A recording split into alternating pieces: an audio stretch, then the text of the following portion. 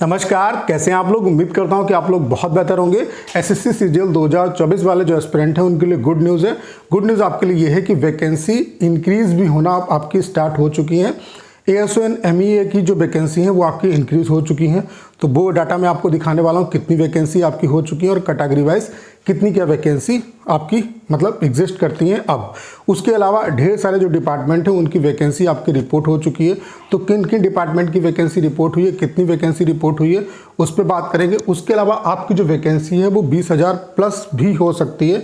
अब ऐसा मैं क्यों कह रहा हूँ, इस पॉइंट पे भी इस वीडियो में हम लोग बात करने वाले हैं। उसके अलावा जो इस समय सबसे बड़ी र्यूमर फैली हुई है कि आपका जो एग्ज़ाम है टियर 1 का वो 9 से लेकर के 24 सितंबर के बीच में हो सकता है। तो मैं आपको बाकायदा प्रूफ के साथ बताने वाला हूँ कि इस डेट में आपका एग्ज़ाम नहीं होगा और क्यों नहीं होगा, वो सारी बातें करेंगे। उसके अलावा अटेंडेंस आपकी कितनी क्या रही, इस पॉइंट पे बात करेंगे। तो कहने का मतलब ये है कि सिंगल वीडियो में आपके जितने भी मतलब क्वेश्चन है आपके दिमाग में, उन सबका आंसर आपको मिलने वाला है। तो चलिए स्टार्ट करते हैं। वीडियो को स्टार्ट करने से पहले आप सभी को एक इन्फॉर्मेशन देना चाहता हूं कि अगर आप सीएचएसएल सीजीएल एग्जाम को क्वालिफाई करना चाहते हैं तो टाइपिंग की इंपॉर्टेंस बहुत ज़्यादा है और अभी से टाइपिंग की जो प्रिपरेशन है वो करना स्टार्ट कर दो। हमने आपके लिए कंप्लीट टाइपिंग का सॉफ्टवेयर बना दिया है जिसका इंटरफेस बिल्कुल एसएससी सीएचएसएल सीजीएल जैसा है। बाकी इसकी खास बात क्या है कि यहाँ पे हम आपको सारे के सारे प्रीवियस पैसेज दे रहे हैं। 250 पैसेज आपको मिलने हैं। उसके अलावा जो लेटेस्ट वाले पैसेज हैं वो बहुत जल्द यहाँ पे हम आपको प्रोवाइड करा देंगे। एक दिन का जो डेमो है वो आपका बिल्कुल फ्री है। मैं आप सभी से जरूर कहूँगा एक बार डेमो जो दीजिएगा। डेमो का लिंक डिस्क्रिप्शन और कमेंट बॉक्स में पिन किया हुआ है, वहाँ से आप डेमो दे सकते हैं। और अगर आप डेमो से सेटिस्फाई होते हैं तो अपना जो बेस्ट प्लान है वो परचेज कर सकते हैं। सबसे पहले बात कर लेते हैं कि एएसओएन एमई में वैकेंसी कितनी क्या रिपोर्ट हुई है। तो आप देख सकते हैं 181 वैकेंसी हो चुकी है। वैकेंसी आपकी इंक्रीज हो गई है, ठीक है। ये आपके लिए अच्छी खबर है।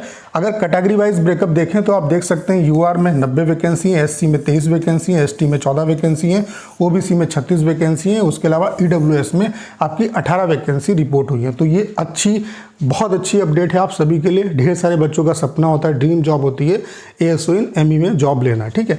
तो आपके लिए गुड न्यूज़ है कि वैकेंसी आपकी इंक्रीज हो चुकी है। अब वैकेंसी 181 है आपकी, ठीक है। उसके अलावा अभी ढेर सारे जो डिपार्टमेंट है वहाँ पे भी वैकेंसी अपडेट होगी, ठीक है। उसके अलावा ये वैकेंसी आपकी नई रिपोर्ट हो चुकी है जिसमें जूनियर अकाउंटेंट की 68 वैकेंसी रिपोर्ट हुई है। एएसओएन एफएचक्यू में आपकी 19 वैकेंसी रिपोर्ट हुई है। उसके अलावा एएसओएन पार्लियामेंट में आपकी 12 वैकेंसी रिपोर्ट हुई है। कैग ऑडिटर की 272 वैकेंसी रिपोर्ट हुई है। कैग अकाउंटेंट की आपकी 180 वैकेंसी रिपोर्ट हुई है। उसके अलावा एएसओएन एमई की जो मैंने आपको बताई 181 वैकेंसी यहाँ पे आपकी हो चुकी है, ठीक है। वैकेंसी का जो पुराना चार्ट मैंने आपको दिखाया था उसमें वैकेंसी जो रिपोर्ट हो चुकी थी वो 15,607 वैकेंसी रिपोर्ट हो चुकी थी।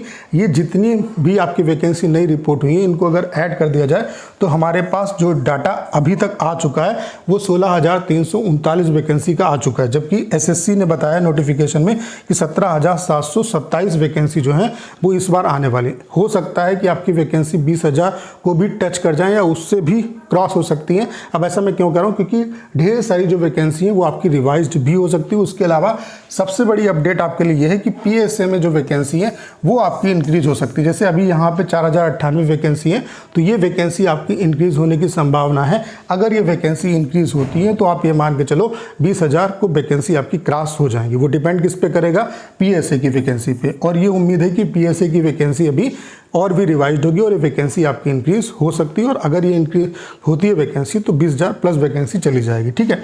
उसके अलावा बात कर लेते हैं कि टियर 1 का जो एग्ज़ाम है, जो ये डेट बताई जा रही है, तमाम जो यूट्यूब चैनल है उस पर बताया जा रहा है कि 9 से 24 सितंबर के बीच में आपका एग्ज़ाम हो सकता है। तो क्यों नहीं हो सकता, उसके बारे में आपको सारी जानकारी देने वाला हूँ। अगर हम बात करें थोड़ा सा बैक, अगर जाओ आप 2021 की बात करें तो 2021 का जो लास्ट डेट थी फॉर्म भरने की वो 23 जनवरी थी और जो आपका एग्ज़ाम स्टार्ट हुआ था वो 11 अप्रैल से स्टार्ट हुआ था। यानी कि लास्ट डेट के 76 दिन के बाद आपका एग्जाम स्टार्ट हुआ। उसके अलावा सीजीएल 2022 की बात करें तो 8 अक्टूबर लास्ट डेट थी और एग्जाम 1 दिसंबर से स्टार्ट हुआ, यानी कि 53 डेज के बाद आपका एग्जाम स्टार्ट हुआ।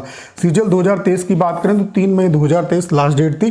जो एग्जाम आपका स्टार्ट हुआ था वो 14 जुलाई से स्टार्ट हुआ था, यानी कि 71 डेज के बाद स्टार्ट हुआ था। सबसे कम टाइम लगा था 2022 में। उसका सबसे बड़ा रीज़न ये था कि जो नोटिफिकेशन था वो काफ़ी लेट हो गया था। आप देख पा रहे होंगे कि यहाँ पे नोटिफिकेशन जनवरी में आ गया, यहाँ पे मई में आ गया।